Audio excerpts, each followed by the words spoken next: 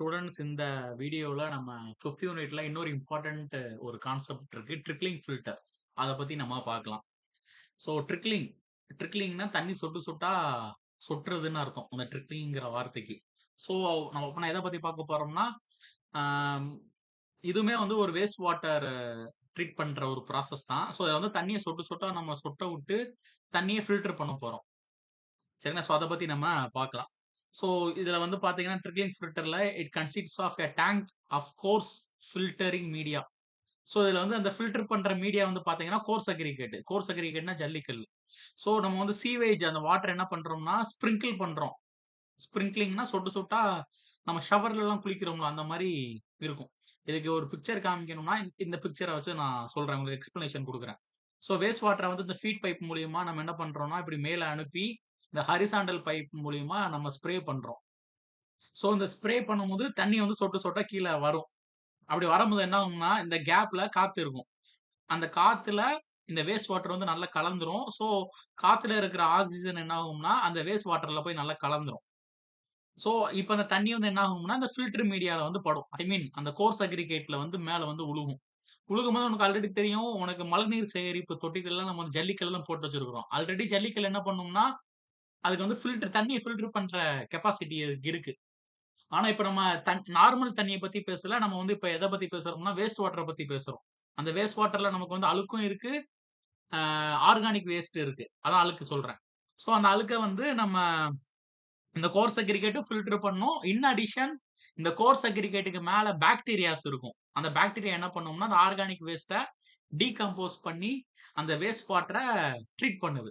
இதான் இதோட மொத்த ப்ராசஸ். ஸோ, இப்ப லெக்சர் நோட்ஸ்க்கு நான் திருப்பி வர்றேன். ஸோ, சீவேஜ் வந்து என்ன பண்றோம்னா, சீவேஜ் வாட்டர ஸ்ப்ரிங்கிள் பண்றோம் நாசில்ஸ் மூலியமா. அ இந்த ஹாரிசான்டல் பைப் வந்து மூவ் ஆயிட்டே இருக்கும். சுத்தும் 360 டிகிரி. ஸோ, அத பத்தி நான் இதுல சொல்லியிருக்கிறேன். அதெல்லாம் நீங்க எழுதிருங்க வேர்டிங்ஸ்ல. சரியா? ஸோ கீழ கலெக்ட் ஆன அந்த தண்ணி வந்து பார்த்தீங்கன்னா, அதான் பெர்குலேஷன். இந்த ஒரு ஆரோ மார்க் மாரி போட்டுருக்காங்களா? இந்த மாரி ஸ்பைரலா. ஸோ இது வந்து இதுக்கு பேர் வந்து பெர்குலேஷன்ஸ் அப்படின்னு சொல்லுவாங்க. ஸோ இது வந்து பெர்குலேட் ஆகி கீழ வரும். கீழ வந்து ஒரு பெரிய டேங்க் மாரி இருக்கும். இது வந்து ட்ரீட்டட் வாட்டர். இதுல கலெக்ட் ஆகிட்டு, இது அப்படியே அவுட்லெட் வழியா வெளிய போயிரும். ஸோ இதத்தான் வந்து இந்த இதுல சொல்லியிருக்கு. இப்ப ப்ராசஸ். ஸோ ப்ராசஸ்ல என்ன நடக்குதுன்னு பார்த்தீங்கன்னா, ஆர்கானிக் மேட்டர். ஆர்கானிக் மேட்டர்னா அழுக்கு. சரியா? மக்கக்கூடிய அழுக்கு வந்து வேஸ்ட் வாட்டர்ல இருக்கும். அதுக்கு பேர் வந்து சீவேஜ் இன்ஃப்ளூவன்ட். சரியா? இதுக்கு முன்னாடி இன்னொன்னு நான் சொல்ல விரும்புறேன். இந்த ட்ரிக்லிங் ஃபில்டர வந்து நம்ம டைரக்ட்டா சாக்கடை தண்ணிய டைரக்ட்டா ட்ரிக்லிங் ஃபில்டர்ல உட்ற முடியாது. அப்படி விட்டோம்னா எல்லாம் அடைச்சுக்கிறோம். ஸோ அதனால என்ன பண்ணணும்னா, ட்ரிக்லிங் ஃபில்டர்ல ஒரு வேஸ்ட் வாட்டர் சாக்கடை தண்ணி வர்றதுக்கு முன்னாடி பிரைமரி செடிமெண்டேஷன் டேங்க் மூலியமா பெரிய பெரிய அழுக்கெல்லாம் நம்ம ரிமூவ் பண்ணிறணும். ஸோ பிரைமரி செடிமெண்டேஷன் டேங்க்குக்கு முன்னாடி பிரிலிமினரி ப்ராசஸ்.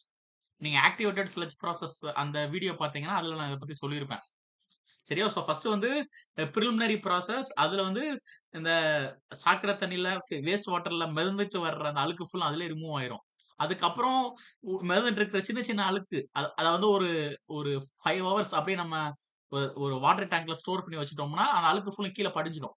ஸோ அத வந்து பிரைமரி ட்ரீட்மெண்ட் பிரைமரி செடிமெண்டேஷன் டேங்க்ல ரிமூவ் பண்ணிறணும். அதுக்கப்புறம் வர்ற அந்த வேஸ்ட் வாட்டர தான் நம்ம வந்து ட்ரிக்லிங் ஃபில்டர்லயோ, அப்படி இல்லாட்டி ஆக்டிவேட்டட் ஸ்லட்ஜ் ப்ராசஸ்லயோ போட்டு நம்ம ட்ரீட் பண்ணணும். சரியா? ஸோ சாக்கடை தண்ணிய டைரக்ட்டா ட்ரிக்லிங் ஃபில்டர்ல வச்சு நம்ம ட்ரீட் பண்ண முடியாது. ஸோ அத நான் சொல்ல விரும்புறேன். இதெல்லாம் நீங்க எழுதுங்க எக்ஸாம்ல. அதுக்காக இதெல்லாம் சொல்றேன். சரியா? ஸோ வந்து ஆர்கானிக் மேட்டர் இது வந்து அந்த வேஸ்ட் வாட்டர்ல இருக்கும். அத வந்து என்ன பண்றோம்னா, நம்ம வந்து இந்த ட்ரிக்லிங் ஃபில்டர் வழியா இப்டி டிராப்பா நம்ம வந்து உடும்போது என்ன ஆகும்னா, இந்த ஜல்லிக்கல்ல வந்து பாக்டீரியா வந்து இருக்கும். வாழ்ந்துட்டு இருக்கு. ஸோ அதத்தான் வந்து இந்த 2ண்ட் பாயிண்ட்ல சொல்றாங்க. சரியா? ஸோ இந்த ஆர்கானிக் மேட்டர் வந்து absorbed on the biological film. Biological ஃபிலிம்னா என்ன அர்த்தம்னா, அந்த மைக்ரோ ஆர்கானிசம்ஸ் எல்லாமே வந்து அந்த கோர்ஸ் அக்ரிகேட் நடுவுல கூடு மாரி கட்டி வாழ்ந்துட்டு இருக்கு அப்படின்னு நெனச்சுக்கோ. அதுக்கு பேர் வந்து பயாலஜிக்கல் ஃபிலிம். ஸோ இப்ப என்ன ஆச்சுன்னா, அந்த ஆர்கானிக் மேட்டர் வந்து அந்த பயாலஜிக்கல் ஃபிலிம்ல போய் ஒட்டிக்கிருச்சு. ஸோ அந்த பயாலஜிக்கல் ஃபிலிம்ல பாக்டீரியாஸ் இருக்கு. ஸோ இப்ப பாக்டீரியாக்கு வந்து சாப்பாடு கிடைச்சிருச்சு. அது ஆர்கானிக் மேட்டர். அத வந்து டீகம்போஸ் பண்ணி என்ன பண்ணுதுன்னா, பாக்டீரியா வந்து உயிர் வாழுது. சரியா? ஸோ ஒரு ஏனோரோபிக் பாக்டீரியாக்கு வந்து சாப்பிடுறதுக்கு ஆர்கானிக் வேஸ்ட் தேவ. அதுக்கு வந்து ஆக்ஸிஜன் தேவை. ஸோ அந்த ட்ரிக்ளிங் ஃபில்டர்ல தண்ணி வந்து மேல இருந்து கீழ இப்படி வரும்போது, அந்த ஆக்ஸிஜன் வந்து அந்த தண்ணீல மிக்ஸ் ஆயிரும் நல்லா.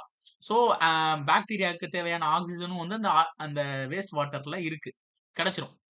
ஸோ அதனால தான் ட்ரிக்ளிங் ஃபில்டர் நம்ம யூஸ் பண்றோம் இந்த இடத்துல. சரியா? ஸோ இப்ப வந்து ஆர்கானிக் மேட்டர வந்து அத டிகிரேட் பண்ணிருது. ஸோ டிகிரேட் பண்ண உடனே என்ன ஆகும்னா, அந்த அந்த தண்ணி வந்து இன்னும் சுத்தமாயி கீழ அப்படியே வந்து வெளிய போயிருது. சரியா? ஸோ இதான் இதோடைய மொத்த மெக்கானிசமும். ஆனா இதுல பார்த்தீங்கன்னா, இதுல வந்து நம்ம மைக்ரோ ஆர்கானிசம் தான் அந்த ஆர்கானிக் வேஸ்ட்ட சாப்பிடுது. சரியா? அது வந்து அந்த